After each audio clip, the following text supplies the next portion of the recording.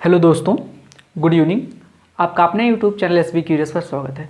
तो देखिएगा दोस्तों, आज जो है हम लोग स्टार्ट करने वाले हैं क्लास 10 की मैथ। क्लास 10 की मैथ जो है शुरू करने वाले हैं। उसमें आज हम लोग पहला अध्याय देखेंगे जिसमें है वास्तविक संख्याओं के बारे में बात करेंगे। वास्तविक संख्याओं पे आधारित सारी चीज़ें उस पर देखेंगे। मतलब हम लोग जो है इमेजिनरी नंबर जो होता है, अवास्तविक संख्याएं, उस पर बात नहीं करेंगे। टोटल वास्तविक संख्याओं के ऊपर आज हम लोग बात करने वाले हैं। तो आप लोगों को वास्तविक संख्याएं क्या होती हैं, ये सारी चीज़ें क्लास 9 में आप लोग पहले चैप्टर में ही पढ़ चुके हैं। ठीक, वास्तविक संख्याएं हम उसे कहते हैं जिसे संख्या रेखा पर दर्शा सकते हैं, या फिर हम ये कह सकते हैं वास्तविक संख्याओं को हम दो भाग में बांट सकते हैं, परिमेय या फिर अपरिमेय के रूप में। ठीक, ये सारी चीज़ें हम लोग जो है क्लास 9th में पढ़े थे। देखिएगा, आज हम लोग देखने वाले हैं अध्याय 1 क्लास 10। अब इसमें क्या है, यूक्लिड विभाजन प्रमेयिका तथा एल्गोरिथम। अब ये शब्द ऐसा दे दिया है कि बच्चों को बहुत कठिन लगने लगा है। पहले तो मैं इन सारी चीज़ों का मतलब समझाऊंगा।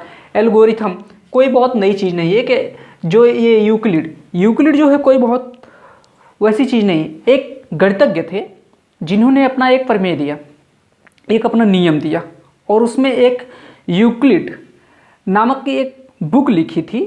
ठीक, उसी में से ये सारी प्रमेयिका ली गई थी, इस वजह से इसका नाम ये पड़ा। और जो चीज़ इसके अंतर्गत है वे सारी चीज़ें हम लोग तो बचपन से ही पढ़ते आ रहे हैं। तो फिर आज कठिन क्यों लगने लगा? क्योंकि वो आप लोग किताबी लैंग्वेज देख रहे हैं।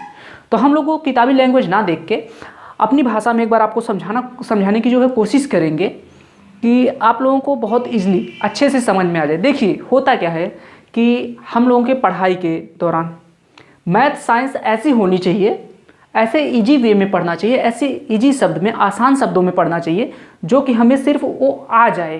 किताबी लैंग्वेज में बिल्कुल नहीं कि हम उसे कैसे लिखें। मेन मोटिव हमारा होना चाहिए कि वो हमें आ जाए। ठीक, तो चलिए हम देखिए, पहले सिंपल शब्दों में आपको समझाते हैं। जैसे अगर मैं अगर आपको कहूँ कि आप लोग जो है 13 में 2 से जो है भाग कर दीजिए। कितने से? 2 से। तो ये सारी चीज़ें आपको तो आप लोगों में से सभी लोगों को आती होगी कि 13 में 2 से भाग कैसे करना है। तो हम देख रहे हैं कि कितनी बार जाएगा, 6 बार जाएगा, और 6 दूनी कितना हो जाएगा हमारा? 12 हो जाएगा। और यहाँ से माइनस करेंगे और ये हमारा कितना हो जाएगा? 1 हो जाएगा। यहाँ तक तो सबको आता होगा, बहुत सिंपल है यहाँ तक। बस यही सारी चीज़ें यही किए हैं और कुछ नहीं किए हैं। इसी चीज़ को लिख के बताए हैं कि कौन सी क्या चीज़ है। जैसे मैं आपको बताऊं कि ये जो 2 है, ये जो 2 है हमारा क्या है? देखिएगा, ये जो 2 है ये हमारा क्या है? भाजक है। क्या है? भाजक है। और ये जो 6 है हमारा क्या प्राप्त हो गया? भागफल प्राप्त हो गया। भागफल प्राप्त हो गया। ठीक, और जो ये 1 है ये हमारा क्या हो गया? शेषफल हो गया। शेषफल हो गया। और ये जो आपका 13 दिख रहा है, ये 13, ये हमारा क्या हो गया? भाज्य हो गया। ये सारी चीज़ें आप लोगों को पता होगी कौन सी चीज़ें, इनमें से किनको क्या बोला जाता है। ठीक, ये जो बीच में लिखा गया है उसे भाज्य बोला जाता है, और जिससे भाग दी जाती है उसे भाजक कहा जाता है, और जितनी बार हम भाग ले जाते हैं उसे भागफल कहते हैं। और भाग ले जाने के बाद जो यहाँ पर शेष बच जाता है उसे ही हम शेषफल कहते हैं। यहाँ तक बात क्लियर हुई? अब देखिएगा, आप लोगों में से अधिकांश लोगों को यह भी पता होगा कि सर भाज्य बराबर भाजक गुणे भागफल प्लस शेषफल। अधिकांश लोगों को ये चीज़ें पता होंगी।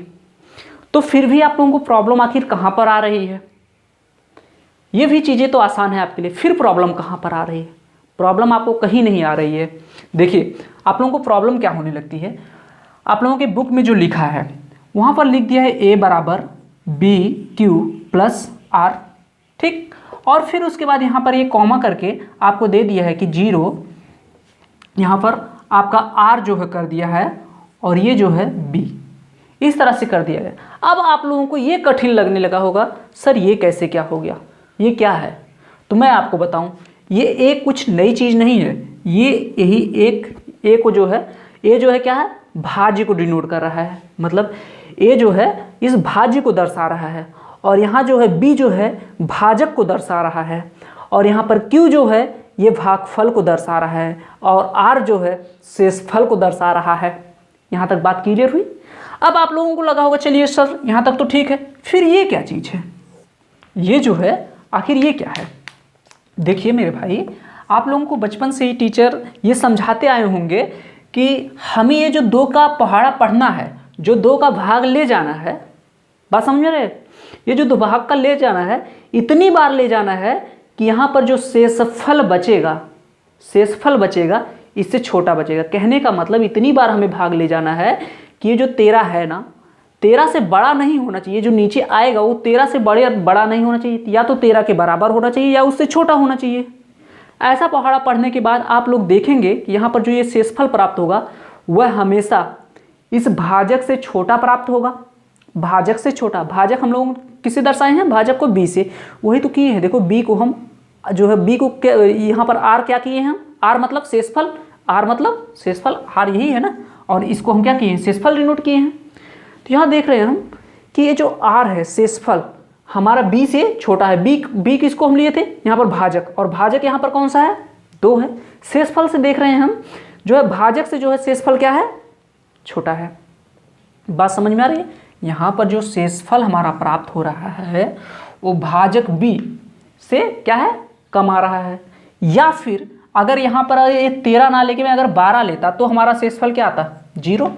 तो हम क्या कहते हैं कि या तो 0 से बड़ा होगा या फिर 0 के बराबर होगा। ये निशान आपको डिनोट कर रहा है, इंगित कर रहा है, दर्शा रहा है कि यहाँ पर जो आर है शेषफल है वो क्या है, 0 से बड़ा होगा या फिर 0 के बराबर होगा।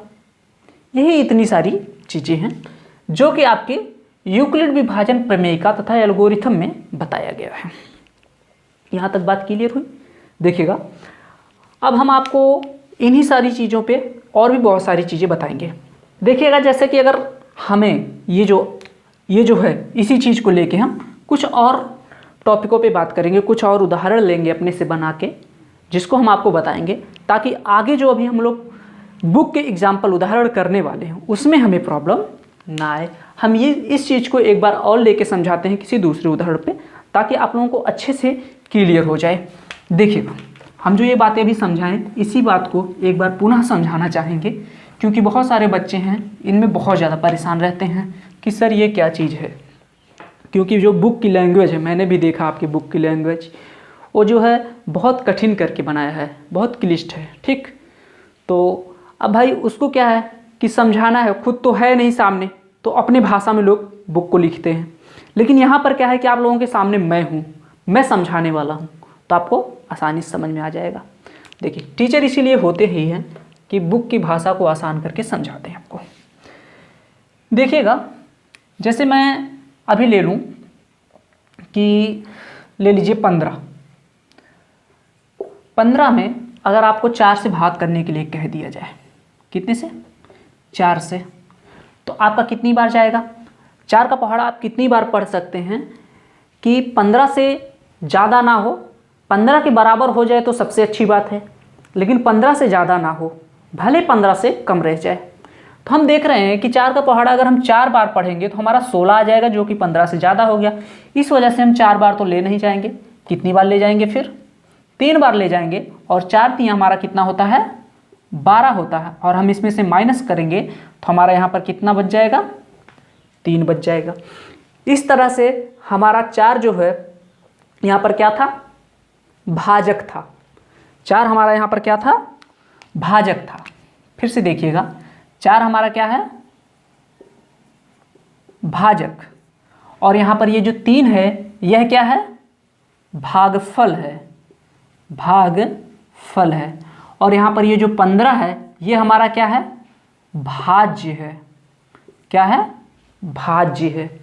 बच्चे इन्हीं दोनों चीज़ों में कंफ्यूज रहते हैं, भाजक और भाज्य को इधर उधर कर देते हैं। तो इसको थोड़ा आप लोग ध्यान दीजिएगा कि भाजक कौन सा होता है और भाज्य कौन सा होता है।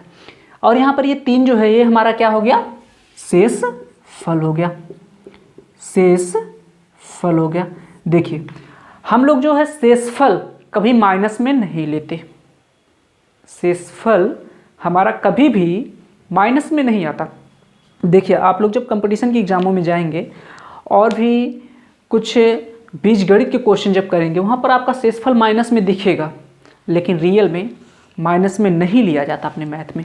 अगर आपका यहाँ पर माइनस आ रहा है तो मतलब कि यहाँ पर हम लोग माइनस में जो है इसका भाग किए रहते हैं लगभग, ठीक। तो यहाँ पर माइनस में आता, लेकिन नॉर्मली हम बताएं तो आपके मैथ में कभी भी शेषफल माइनस में नहीं लिया जाता है। बात समझ में आ रही है मेरी? शेषफल हमारा किस में रहता है? हमेशा हमेशा शेषफल हमारा प्लस में ही रहता है। तो देखिए अब एल्गोरिथम जो है आपका क्या किए थे कि ये जानकारी हम लोगों को बहुत पहले से ही थी कि ये चीज़ क्या होता है, कैसे होता है, लेकिन एल्गोरिथम वो क्या किए कि बुक में लिख दिए। जैसे कि मैं आपको बताऊं, आपके जैसे कि इलेक्ट्रॉन, प्रोटॉन, न्यूट्रॉन है, इन सब सारी चीज़ों के बारे में एक भारतीय वैज्ञानिक थे कणाद, जिन्होंने उसकी खोज की थी। बात समझ आ रही है? जिन्होंने उसके बारे में बहुत पहले बता दिया था, बहुत पहले बता दिया था। ये मान के चलिए कि लगभग 800 साल पहले बता दिया था, जो वैज्ञानिक वर्तमान में खोजे थे, ठीक, उसके पीछा। लेकिन हुआ क्या कि कणाद ने किसी बुक में नहीं लिखा, ठीक, और फिर जो नए वैज्ञानिक आए उसने खोजा और उन्होंने बुक में लिख दिया। इस वजह से उनका नाम हो गया और कणाद का नाम कहीं पर भी नहीं रहा।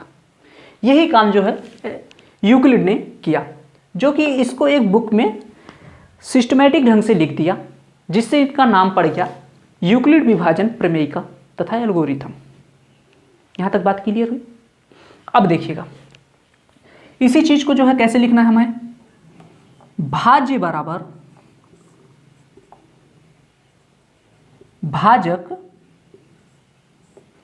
गुणे भागफल प्लस शेषफल। यहां तक बात क्लियर हुई? अब हमारा शेषफल जो है, यह जो शेषफल है, शेषफल को जो है बुक में हम लोग कैसे दर्शाएं? देखिए भाज्य को हम कैसे दर्शाए हैं? ए से, भाजक को कैसे दर्शाए हैं? बी से, और भागफल को हम कैसे दर्शाए हैं? क्यू से, और शेषफल को हम कैसे दर्शाए हैं? आर से। शेषफल को किस अक्षर से हम लोग दर्शाए हैं? आर से दर्शाया गया है। और फिर आगे आप लोगों को कहा गया है कि आर जो है या तो 0 से बड़ा है या फिर 0 के बराबर है। इस तरह से लिख दिया गया है। देखिए ये जो निशान आपका बना है, अगर आर की तरफ मुंह खुला है तो मतलब कि आर बड़ा है, ठीक, और जिधर बंद रहता है मतलब कि ओ छोटा है। और ये बराबर, ये जो एक पाई इस तरह से बना है, ये दर्शा रहा है कि ये दोनों आपस में बराबर हैं। बहुत लोगों को ये सारी चीज़ें नहीं पता होती हैं। अब देखिए और भी क्या कहा गया है कि आर जो है बी से हमेशा छोटा होता है। आर मतलब क्या? शेषफल। शेषफल या तो 0 के बराबर होता है या फिर 0 से बड़ा होता है। यहां तक बात क्लियर है? शेषफल या तो 0 के बराबर होता है या फिर 0 से बड़ा होता है। और फिर इधर क्या है? बी मतलब क्या? भाजक। शेषफल जो है भाजक से हमेशा छोटा होता है। जैसे कि आपका शेषफल यहाँ पर क्या है? 3 और भाजक क्या है? 4। शेषफल छोटा है कि नहीं भाजक से, और ये हमेशा छोटा रहेगा। क्यों हमेशा छोटा रहेगा? कि मान लीजिए अगर शेषफल आपका 4 होता तो ये तो कट के फिर 0 आ जाता कि नहीं?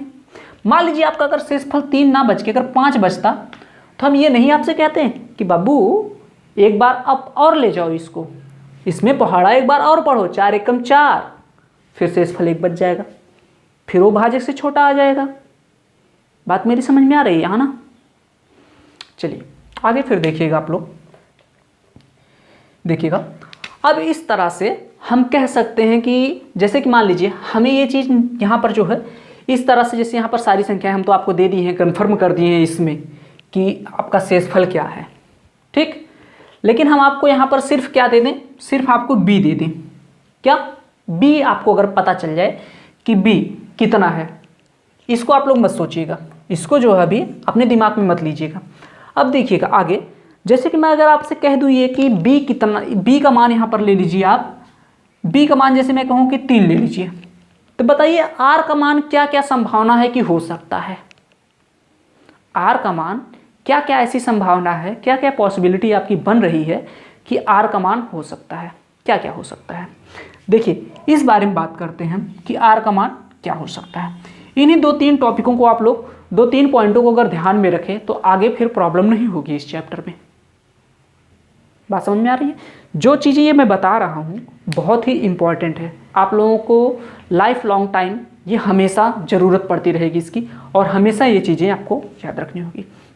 जो ये चीज़ जो समझा रहा हूँ मैं, अगर यहाँ से अच्छे से समझ में आ गया तो मैं आपको बताऊँ SSC CGL मेंस CDS ये सारे एग्ज़ाम जो है इन्हीं सारे टॉपिकों से क्वेश्चन उठाते हैं और भर भर के क्वेश्चन उठाते हैं, और पूरा ऐसे ही नॉर्मली सब घुमाते हैं और उनको नहीं आता। क्यों? क्योंकि जो विस्तार से आज यहाँ पर आप लोग पढ़ लोगे वो विस्तार से आप लोग कभी वनडे एग्जाम की तैयारी करते टाइम नहीं पढ़ पाओगे। वहाँ पर भी टीचर आपको पढ़ाते टाइम यही बोलेगा, बाबू तुम लोग 9-10 क्लास में पढ़े थे ये सारी चीज़ें, इसके आगे देखो।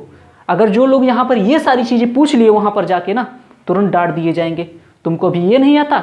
और वहाँ पर क्लास जो है 500-1000 की क्लास रहती है। आप लोग जब उन लोगों के बीच में पूछने जाओगे तो खुद एक बार शर्मिंदगी महसूस होगी कि हमें अभी गुड़ा भाग पूछना पड़ रहा है। तो अच्छा है कि आप लोग अभी से अच्छे से पढ़ाई करिए। देखिएगा मैं बात कर रहा हूँ इसके बारे में कि अगर b का मान आपको पता है कि 3 है तो r का मान क्या संभावना है कि क्या क्या हो सकता है। देखिए इधर जो है, अब इसको हम क्या लिख सकते हैं, यही तो लिख सकते हैं। इसका मतलब क्या हुआ, r का मान या तो 0 के बराबर होगा या 0 से बड़ा होगा। यहाँ तो क्लियर है, लेकिन कहाँ तक बड़ा होगा? 3 से तो छोटा ही होगा, 3 से ज़्यादा बड़ा तो नहीं होगा। यहाँ पर लिखा है ना 3 से छोटा है r का मान। तो अब हमारा r बराबर क्या क्या हो सकता है, या तो 0 हो सकता है, 0 हो सकता है, या फिर क्या हो सकता है 1 हो सकता है, या फिर क्या हो सकता है हमारा 2 हो सकता है। अब हमारा 3 नहीं हो सकता। क्यों नहीं हो सकता? क्योंकि यहाँ पर साफ दिख रहा है आपको, यहाँ पर लिखा गया है कि r का मान जो है 3 से छोटा है। यहाँ पर कितनी पॉसिबिलिटी हुई कि r का मान कितना हो सकता है? r का मान 3 हो सकता है। 0 या तो हो सकता है, या 1 हो सकता है, या 2 हो सकता है। इस तरह से यहाँ पर निष्कर्ष ये निकल गया आपका कि ये जो भी क्वेश्चन आगे बनेगा उसमें शेषफल या तो 0 आएगा, या तो 1 आएगा, या 2 आएगा। बात क्लियर हुई? इन्हीं सारी चीज़ों को ध्यान में रखते हुए आपके बहुत सारे क्वेश्चन करवाए गए हैं। ठीक, अब क्वेश्चनों में देखिए क्या है, उसमें आपसे पूछ देगा कि बताइए इसमें ये जो दिया गया है ये सम है या विषम है, ये पूर्ण वर्ग है कि नहीं है। इन सब सारी चीज़ों पे और भी हम बहुत डिटेल में बातें करेंगे। बात क्लियर हुई? अब देखिए सम विषम हम कैसे आसानी से पहचान लेंगे, इस आर को देख के हम सम विषम आसानी से पहचान लेंगे। हम देखेंगे कि अगर ये 2 से कट रहा है, साथ में अगर ये r भी 2 से कट रहा है तो मतलब सम हो जाएगा। अगर ये 2 से तो कट रहा है लेकिन ये 2 से नहीं कट रहा है तो मतलब वो विषम हो जाएगा। और वह पूर्ण वर्ग और वर्ग है या नहीं है, इसके बारे में जो पूछेगा अभी उसको हम विस्तार से आपको करके बताएंगे। वो एक लॉन्ग मेथड के द्वारा आपको अच्छे तरीके से पूरा लिख के सिस्टमेटिक ढंग से आपको समझाएंगे। ठीक, तो हम चाह रहे हैं कि आप लोगों के लिए अभी एक और जो है उदाहरण, आपके जो बुक का उदाहरण नंबर 1 है, एग्जाम्पल नंबर 1, उसे भी आप लोगों को समझा दें। ठीक, तो चलिए हम पहले आपका उदाहरण नंबर 1 देखते हैं, उसके साथ साथ आप लोगों को समझाते हुए चलेंगे कैसे कैसे क्या क्या करना है उदाहरण के माध्यम से। देखिएगा दोस्तों, आपका आगे जो है उदाहरण नंबर 1 में एक क्वेश्चन पूछा है जिसमें क्या है, कह रहा है कि दर्शाइए कि एक धनात्मक विषम, क्या है विषम, इस पे ध्यान दीजिएगा, धनात्मक विषम पूर्णांक 4q+1 या फिर 4q+3 के रूप का होता है जहां q एक पूर्णांक है। क्या कह रहा है कि 4q+1 और 4q+3 एक विषम पूर्णांक के रूप का होता है। ठीक, देखिएगा अब इसे हम जो है यूक्लिड विभाजन प्रमेयिका के हिसाब से कैसे चेक कर सकते हैं। इसे हम कैसे देख सकते हैं कि हाँ यह एक जो लिखा गया है ये बात सही लिखी गई है कि यह एक धनात्मक विषम पूर्णांक ही है। इसको हम कैसे चेक कर सकते हैं? देखिएगा, यूक्लिड विभाजन प्रमेयिका जो है उसके हिसाब से क्या है, उसने क्या कहा था कि a बराबर बी क्यू प्लस आर, यही बात बोली थी। और क्या बोला था, जहां, यहां पर मैं जहां लिख दे रहा हूं, देखिएगा क्या, जहां पर आर जो है आपका या तो 0 से बड़ा रहेगा या 0 के बराबर रहेगा, और आर क्या रहेगा, बी से जो है हमेशा छोटा ही रहेगा। किससे? बी से। अब ये जो दिया है, ये क्या इस चीज को हम इसी रूप से नहीं लिख सकते हैं कि हम भी मान लेते हैं कि हमारी एक विषम जो पूर्णांक है वह क्या है, ए है, मान लेते हैं ना। मानने में क्या जाता है, माना ए एक विषम पूर्णांक है, यहां तक कोई दिक्कत नहीं।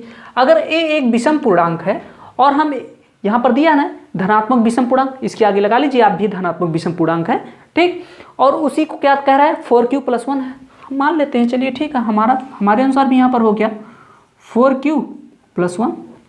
अब हम देख रहे हैं इससे और इससे अगर हम मैच करा रहे हैं तो हमारा जो है b के स्थान पे यहां पर क्या है, 4 है, b के स्थान पे क्या है हमारा, 4 है।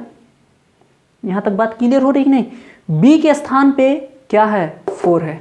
अब देखिएगा, अगर हम यहां पर कह दें कि b के स्थान पे यहां पर 4 है तो हमारा अब क्या हो जाएगा, ये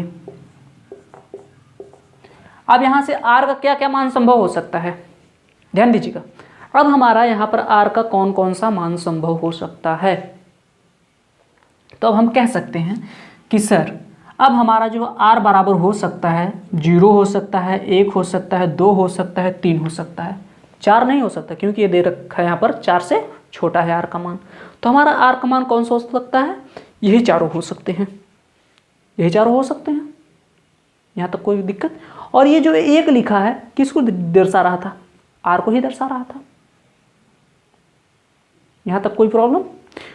तो अब देखिएगा इस हिसाब से r का मान जो यहाँ पर भी देखिएगा, इसमें भी 4q + 3 दिया है, मतलब यहाँ से भी अगर हम देखेंगे b का मान हमारा क्या है, 4 ही है। कितना है b का मान, 4 ही आएगा।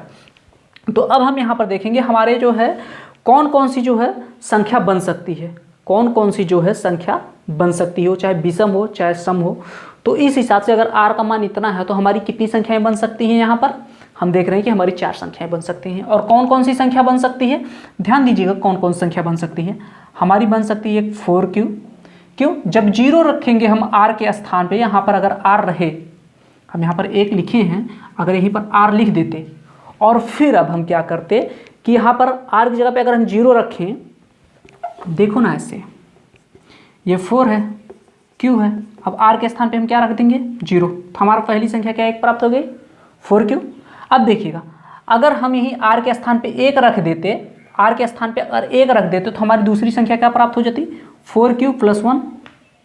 तीसरी क्या प्राप्त हो जाती, 4q + 2, और चौथी क्या प्राप्त हो जाती हमारी, 4q + 3, यही हुआ। अब देखिए, इसने पूछा क्या था आपसे, धन विषम पूर्णांक ना, हमारी 4 संख्याएं जो कौन कौन सी आ सकती हैं, यही 4 संख्याएं मिल सकती हैं, यही 4 संख्याएं मिल सकती हैं। लेकिन ये पूछा क्या है, विषम पूर्णांक पूछा है ना आपसे। तो हम देखेंगे कि अगर हम इसमें 2 से भाग दे रहे हैं तो क्या ये कट जा रहा है, तो आप लोगों का आंसर होगा यस सर, कट जा रहा है।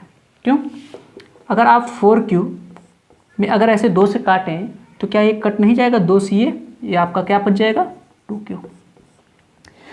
आप लोगों को इतनी सी बातें तो पता ही होंगी कि अगर जो संख्या 2 से कट जाएगी वह एक सम संख्या रहेगी, अगर 2 से नहीं कटेगी तो वह एक विषम संख्या होगी, इतनी बातें तो पता होंगी। अतः हमारा 4q ये क्या हो गया, एक सम संख्या हो गई, क्या हो गया, एक सम पूर्णांक हो गया। अब देखेंगे हम दूसरी अपनी संख्या कौन सी उठाएंगे, 4q + 1। 4q + 1 में अगर हम भाग देंगे किससे, 2 से, हम देख रहे हैं 4q तो कटेगा लेकिन 1 तो नहीं कट पाएगा, अतः यह हमारी कौन सी संख्या है, एक विषम पूर्णांक है। एक क्या है, एक विषम पूर्णांक है। अब हम देखेंगे यहाँ पर 4q और प्लस 2, 4q प्लस 2 देखिएगा, 4q प्लस 2 है, इसमें से देख रहे हैं हम दोनों में से क्या 2 कॉमन ले सकते हैं, तो आप लोगों का आंसर होगा यस सर ले सकते हैं। इसे हम क्या लिख सकते हैं, इस तरह से लिख सकते हैं। अब इसमें हम 2 से भाग देंगे तो हम देख रहे हैं ये 2 और ये 2 कट जाएगा, तो हमारा बच क्या जाएगा 2q प्लस 1। अतः ये जब 2 से हमारी संख्या कट गई 4q प्लस 2, अगर ये 2 से कट गया, विभाजित हो गया, तो मतलब यह कौन सी संख्या हो गई, एक सम संख्या हो गई, एक समपूर्णांक हो गया। बात क्लियर हुई, मतलब कि यह भी हमारी संख्या नहीं होगी। अब देख रहे हैं हम 4q plus 3, 4q plus 3, 4q plus 3 में आप 2 से भाग दीजिए, 2 से भाग जब देंगे तो आप देखेंगे यहाँ पर 3 नहीं कटेगा, 4q तो कटेगा लेकिन 3 नहीं कटेगा, तो हमें पूरी संख्या कटनी चाहिए मेरी। अगर यह 2 से नहीं कटेगा तो मतलब यह क्या है, एक विषम संख्या है या फिर विषम पूर्णांक है। तो हमसे पूछा क्या था, यही तो पूछा था कि क्या यह एक धन विषम पूर्णांक, क्या कह रहा है कि दर्शाइए कि एक धन विषम पूर्णांक 4q प्लस 1 या फिर 4q प्लस 3 के रूप का होता है। तो हम दर्शा तो दिए भाई, हम तो दर्शा दिए ना, यही तो दर्शाए हैं कि भाई यह एक जो है विषम पूर्णांक के रूप का होता है, 4q प्लस 1 भी एक विषम पूर्णांक के रूप का होता है। अब इसी चीज़ को आप जो है बुक के भाषा में सिस्टमेटिक ढंग से लिखने की कोशिश करते हैं। जो बुक में लिखा है वो भाषा आपको समझ में नहीं आएगी, आप उसको रट लेंगे, लिख लेंगे, लेकिन आपको सवाल नहीं आता है। तो आपको मेन अभी क्या समझना है, सवाल देखना है। अगर आपको सवाल आ गया तो आप लिखना भी जान जाएंगे। ठीक, तो मैं अभी आप लोगों को सवाल सिखाऊंगा कि वो सवाल कहना क्या चाहता है, उस क्वेश्चन में वो कहना क्या चाहता है, उसको कैसे लगाएंगे, क्या है, ये सारी चीज़ें हम इस पर मेन फोकस करेंगे। ठीक, हम आपको भी यहाँ पर ये नहीं लिखना बताएंगे कि नहीं एग्जाम में एकदम ऐसे ऐसे लिखते चलो, एग्जाम के दौर में ही ये सारी बातें हमारी होगी कि हाँ अब कैसे काम करो। फिलहाल अगर आप ऐसे भी लिख देंगे तो आपका कोई आंसर काट नहीं सकता। ठीक, जैसे कि मैं जो बातें बोल रहा हूँ आपको वही चीज़ें एक सीक्वेंस में लिखते हुए जो मैं बोल रहा हूँ उसको शब्द में लिख दीजिए, परफेक्ट है आपका, 100 का 100 नंबर आपको मिलेगा। ठीक, उस क्वेश्चन से एक भी नंबर आपका नहीं काटा जाएगा। बात मेरी समझ में आ रही है? तो चलिए अब आगे जो हम लोग कल देखेंगे फिर इसी प्रकार से आप लोगों से फिर कल मिलते हैं। मन लगा के आप लोग पढ़ाई करिएगा। जय हिंद।